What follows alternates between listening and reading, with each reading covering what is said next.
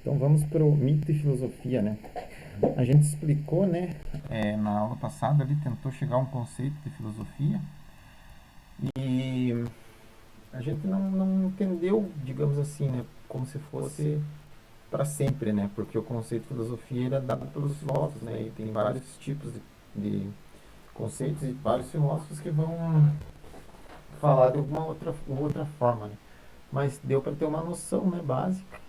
E acredita, né, que com duas aulas ali, né, dá uma hora e pouco, refletindo com aquelas questões que eu trouxe, dá para ter uma noção boa, né, do que é a filosofia ali, né, dessa investigação, da busca da verdade, né, de usar um método rigoroso, radical, e que assim ela diferencia da informação, né, da sabedoria, do conhecimento.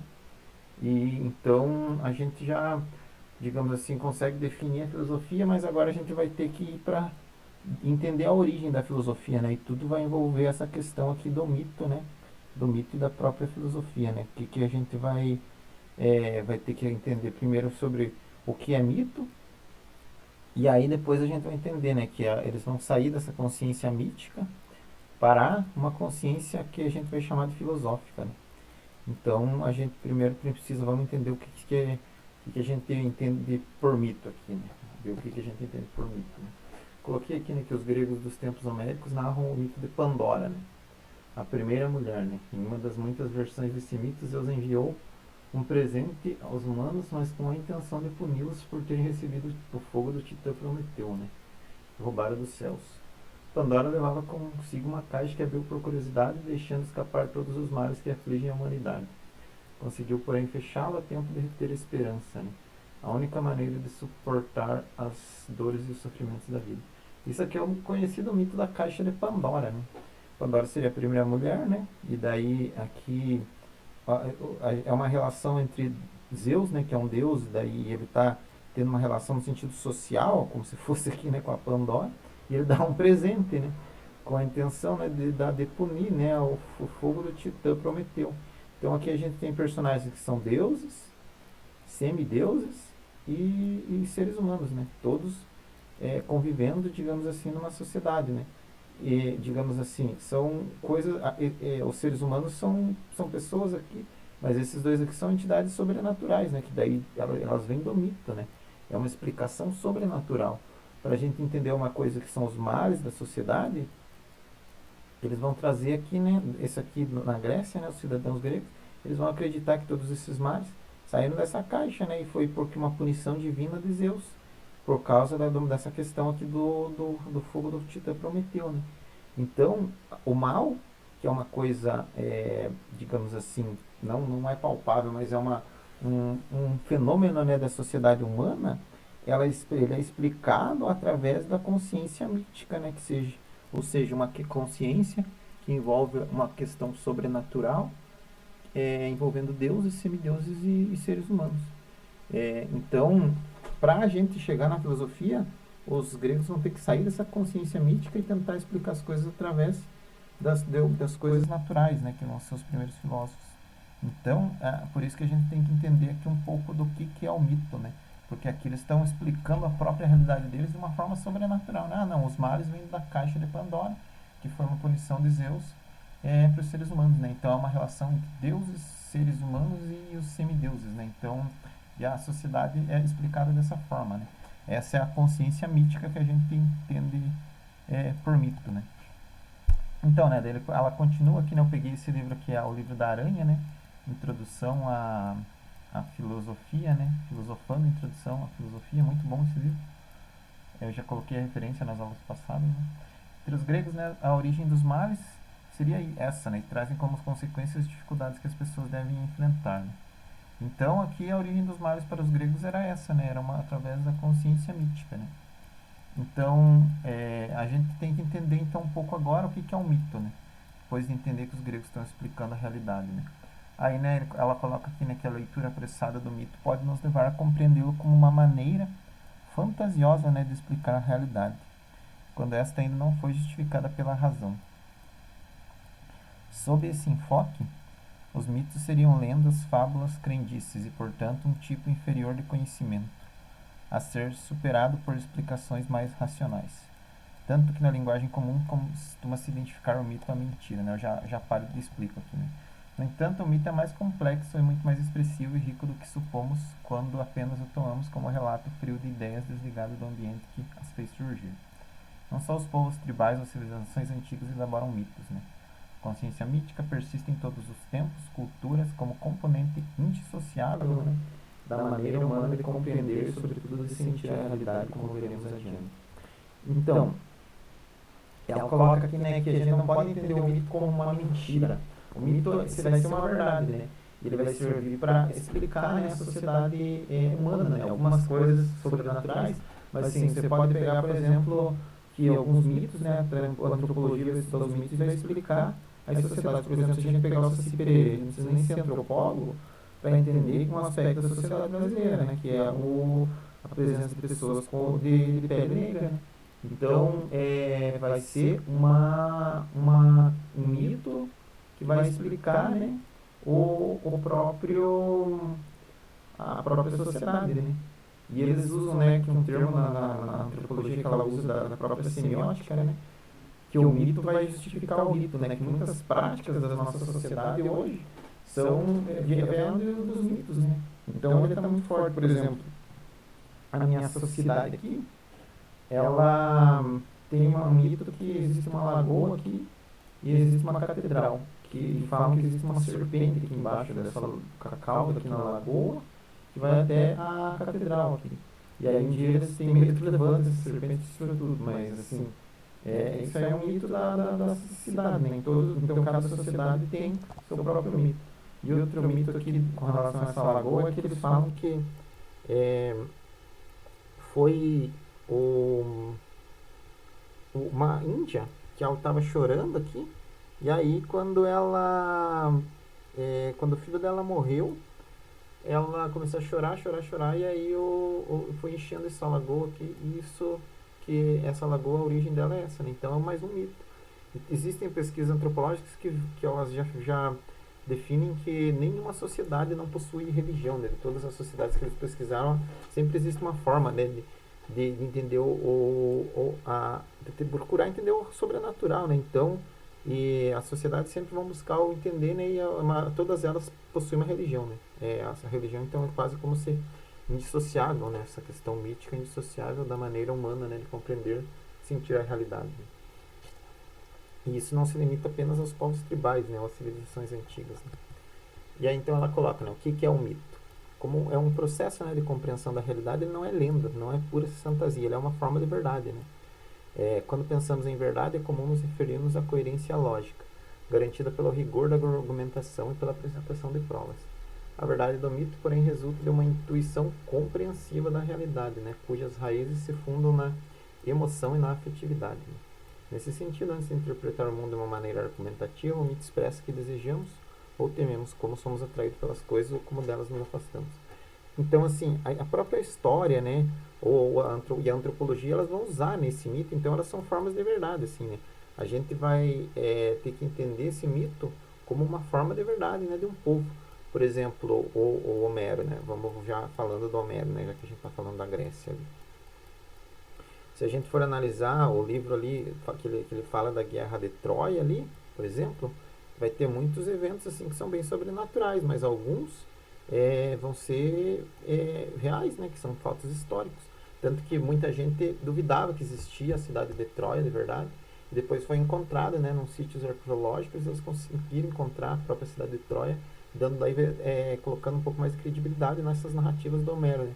Mas assim, ela eram narrativas que tinham muito com relação ao mito, né, ao sobrenatural. Por exemplo, tem uma hora na Ilíada lá, que não sei se na Ilíada ou na Odisseia, mas acho que na Ilíada, que o Ulisses, né, que é o personagem principal, ele vai e ele vai ter que passar por um ciclope, né, que é como se fosse um monstro lá gigante que tem um olho só, e daí ele se veste de o ciclope o Ciclope deixava passar, acho que alguns carneiros, assim, lá no lugar que ele tinha que entrar lá.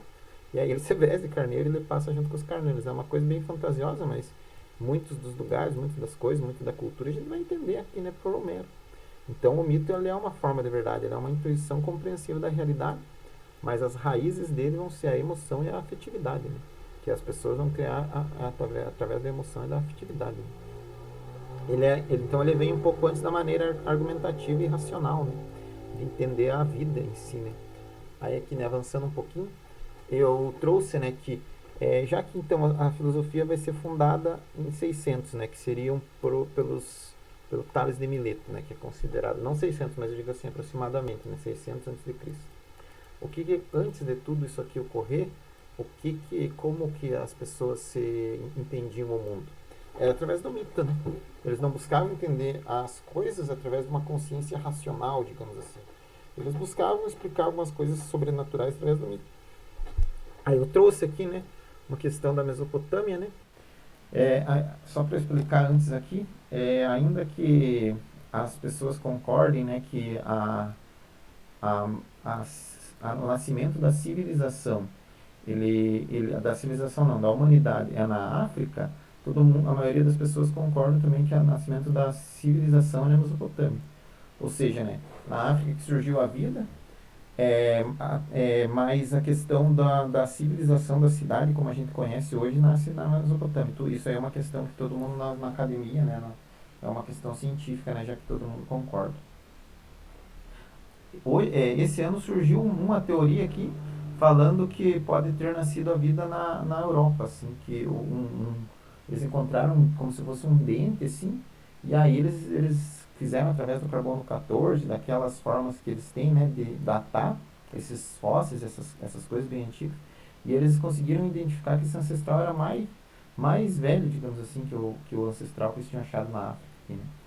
Mas, e também uma pesquisa recente que teve de uma arqueóloga, acho que o nome dela é Rebecca Brown, eles descobriram, né, uma questão de acho que eles chamam de mãe mitocondrial, que através de um mapeamento assim, de genético, eles descobriram que todos os seres humanos eles vieram de uma mesma mãe, todas as mulheres, e analisando muitas mulheres ali, eles conseguiram mapear que todas essas mesmas mulheres teriam um ancestral comum, que seria uma mãe mitocondrial, como se fosse uma Eva mitocondrial, no sentido de que todos vieram da mesma mãe. Mas, assim, só trouxe isso aqui, mas para ilustrar o quê? Que a gente vai falar um pouco da Mesopotâmia, né, que são as primeiras civilizações, de quando o homem do Paleolítico, ele apenas caçava e coletava, né? Ele era como se fosse, assim, um animal, mas, digamos assim, essa seria a fase que mais o homem seria como se fosse o rei de todos os animais, né? No sentido de que ele caçava e coletava, então, e ele era nômade. Ele saía de um lugar para outro, e aí ele vivia, digamos assim, dia após dia, né? Ele, entre aspas, matava um leão por dia, né? No sentido do Charlie Brown ali, porque ele tinha que buscar sua comida diária, né? E aí ele ia, por causa daquelas glaciações, daquelas mudanças climáticas muito grandes, dos animais gigantes, né, atacando ele, era mais seguro para ele manter esse nomadismo, né, de morar aqui hoje, depois mudar de novo, depois voltar. E aí, o que ocorreu para que ele conseguisse viver de uma forma sedentária, né? Fora que o clima também passou essa era das glaciações, né? E aí, no Neolítico, né, que seria o período da pedra polida, ele inventa a agricultura, né? Ele começa a cultivar seu próprio alimento com a agricultura. Eu tenho um canal que eu falo sobre história, que eu explico um pouco sobre isso. Mas resumindo, né, que a mulher deixa cair umas sementes, assim, né? Porque era ela que coletava, né? Porque o homem ia caçar, ela ia coletar. E aí ela vê que essas sementes começam a nascer, elas começam a cultivar seu próprio alimento. E aí isso faz com que eles se tornem nômades, né? Se estabeleçam.